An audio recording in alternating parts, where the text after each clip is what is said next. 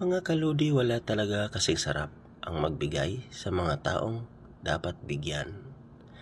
Napakasarap ang mag-abot sa mga taong na-appreciate ang iyong binibigay, mga kaludi.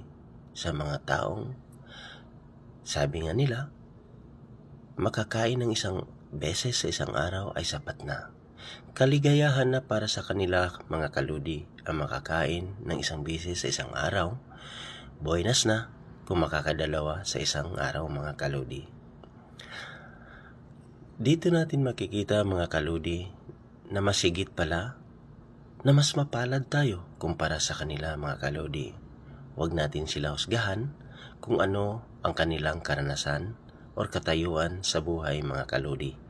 Ang mahalaga, nagbibigay tayo ng galing sa ating puso at walang pag-alinlangan sa ating kapwa, mga kaludi.